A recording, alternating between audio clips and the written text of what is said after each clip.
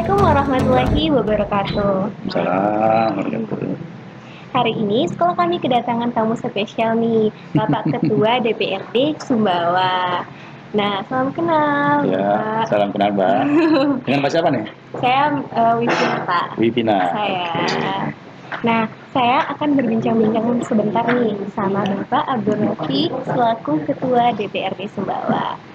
Nah, dengar-dengar nih Pak, Bapak ini merupakan orang asli Alas kan? Ya, alhamdulillah. Dan merupakan alumni SMA Negeri 1 Alas juga. Nah, boleh cerita sedikit nih Pak, cerita atau sharing-sharing dengan kita bagaimana kisah hidup Bapak sampai sekarang, alhamdulillah berhasil menduduki jabatan Ketua DPRD Kabupaten Sumbawa ini. Baik Mbak ya. Saya. Oke, terima kasih. Assalamualaikum warahmatullahi wabarakatuh. Jadi hari ini saya terasa balik kembali. Balik kembali karena memang saya lulusan alumni SMA 1 Alas ya. Saya alhamdulillah lahir di Kecamatan Alas, tepatnya di Desa Luar tahun 74 ya. Tahun 74 dan sampai SMA saya besar di Alas. Nah, setelah tamat SMA saya coba merantau ke Jakarta selama 2 tahun. Saya ikut diploma di Universitas Indonesia sampai tahun 94. Balik lagi ke Sumbawa. Dan kebetulan ya orang tua kan pengusaha. Nah, di tahun 94 saya bantu orang tua menjadi pengusaha, ya berjualan kecil-kecilan untuk menyambung hidup kan. Jadi sudah tugas kita sebagai anak untuk membantu orang tuanya. Nah, kalau dibilang perjalanan hidup sehingga meraih hasil seperti ini biasa-biasa saja ya. Karena prinsip hidup saya, apapun yang kita lakukan itu harus ada dengan prinsip keikhlasan.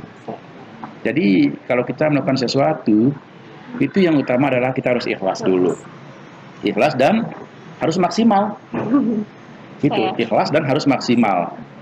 Jadi kalau nggak ada keikhlasan, terus kita juga nggak mau maksimal melakukannya, saya rasa itu juga berat ya untuk kita meraih hasil yang baik. Dan kunci lainnya adalah setiap tahapan-tahapan kehidupan itu harus kita persiapkan itu dengan baik, keseriusan di situ. Ya sama dengan Mbak ya kan di PASI sekolah kan, ya tolong di PASI ini Mbak juga harus mempersiapkan diri sehingga ketika selesai SMA nanti Mbak sudah mendapatkan hasilnya gitu loh. Saya seperti itu prinsip sederhana ya, sederhana. Tapi mudah-mudahan dengan prinsip yang sederhana ini kita bisa meraih kesuksesan lah, seperti itu. Alhamdulillah. Tapi mungkin di dalamnya mungkin ada proses yang luar biasa. Proses yang sangat luar biasa, menurut saya sih nggak ada ya. Ini mungkin karena udah jalur ya, takdir ya. Takdir hidup saya seperti ini. Makanya tadi saya bilang, ikhlas sajalah. Ketika kita membantu orang, ikhlas dulu. Jangan mengharapkan apa-apa. Karena prinsip saya, yang saya pegang sampai hari ini, manusia itu merencanakan dengan cita-cita. Allah itu merencanakan dengan cinta. Dan siapa yang dicintai oleh Allah? Orang yang ikhlas. Maka Mbak juga harus belajar ikhlas sekarang berbuat ya. Sukses kan gitu. Nah nih Pak, saya kan selaku siswa nih. Nah, boleh tahu nggak sih bagaimana kebijakan atau perhatian pemerintah terhadap kemajuan pendidikan di Kabupaten Sumbawa ini, khususnya kontribusi bidang legislatif di dalamnya. Oke. Nah, kalau kita berbicara kontribusi pemerintah ya sangat banyak ya. Apalagi kan undang-undang juga sudah mengamanatkan bahwa anggaran untuk pendidikan kita minimal 20% dari APBD, kan itu sudah jelas dan bisa lebih di atas itu. Cuman mungkin 2 tahun ini kita mengalami kondisi keuangan yang sangat memprihatinkan karena COVID kan 2 tahun. Tetapi yang jelas DPRD bersama eksekutif sangat atensi terkait dengan bagaimana memajukan dunia pendidikan. Nah, kalau ada yang kurang, saya rasa itu hal yang sangat lumrah lah. Karena kondisi keuangan kita juga fokusnya itu atau konsentrasinya ke bagaimana mengatasi COVID-19 ini. Jadi seperti itu. Tapi saya sebagai legislator juga ya berharap agar ke depan dunia pendidikan itu juga perlu kita intervensi lebih banyak ya, lebih baik lagi. Contoh bagaimana kita meningkatkan atau memperbaiki sarana dan prasarana yang ada di sekolah ya. Dan bukan hanya sekedar bangunan, apalagi sekarang kita hidup di era revolusi industri 4.0 yang semuanya kan serba digital sekarang ini. Artinya revolusi industri pertama, kedua, ketiga, dan keempat kan ada perbedaan. Dulu murid itu harus interaksi dengan guru, sekarang nggak perlu, cukup dengan digitalisasi, komputer, gadget, itu sudah bisa interaksi lewat dunia digital ini.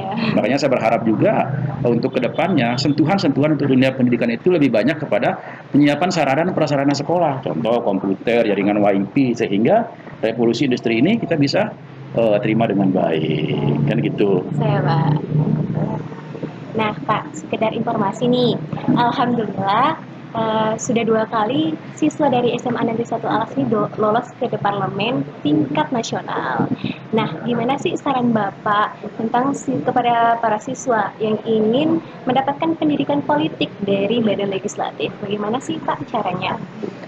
Kalau kita berbicara politik ya, kita harus paham dulu apa sih fungsi legislator ya. Nah, jadi fungsi legislator itu ada 3, Mbak. Pertama, fungsi anggaran. Yang kedua, fungsi legislasi atau pembuat peraturan daerah. Yang ketiga, fungsi pengawasan. Nah, fungsi anggaran, kami di DPRD Sumbawa bersama pemerintah daerah membahas anggaran untuk masyarakat Sumbawa. Nah, fungsi legislasi yang kami mainkan adalah bagaimana menyiapkan peraturan daerah untuk masyarakat Sumbawa juga. Yang terakhir lebih penting ini. Nah, fungsi pengawasan, artinya penganggaran, pembuatan peraturan daerah itu kami awasi. Sudah berjalan dengan baiknya yang kami anggarkan. Peraturan yang kita telah tentukan sudah benar nggak dijalankan, kami awasi di situ. Saya rasa untuk belajar bagaimana kerja legislator, ya udah pahami fungsinya dulu. Seperti itu. Ketika sudah dipahami fungsinya, saya rasa itu akan menjadi gampang. Nah, untuk terakhir nih Pak, apa pesan-pesan Bapak bagi generasi muda sekarang? Pesan saya sangat sederhana, jalani fase demi fase itu dengan baik. Tidak ada yang tidak mungkin, tetap semangat apapun kondisinya. Dan yang terakhir, jangan sampai terjerumus kepada hal-hal yang tidak baik. Apalagi sekarang, mohon maaf, di era revolusi industri 4.0 ini, interaksi antara satu dengan yang lainnya kan sangat dekat sekali. Dari luar kita bisa langsung melihat. Tetapi kalau kita tidak serap dengan baik informasi-informasi itu, saya yakin akan terjadi degradasi di situ. Tetapi ketika kita bisa memfilter dan menyaring, insya Allah akan baik hasilnya. Jadi seperti itu. Nah, sekian nih Pak dari bincang-bincang saya. Terima kasih atas waktunya. Semoga Bapak kedepannya sehat dan sukses selalu. Amin, doanya sama Mbak ya. Amin. Dan semoga atas bincang-bincang ini siswa di luar sana mampu untuk lebih baik lagi kedepannya, meraih cita-cita kedepannya, apalagi khususnya terjun ke bidang politik ini. Amin. Terima kasih Pak. Sekian dari saya Pak. Wassalamualaikum warahmatullahi wabarakatuh. Waalaikumsalam warahmatullahi wabarakatuh.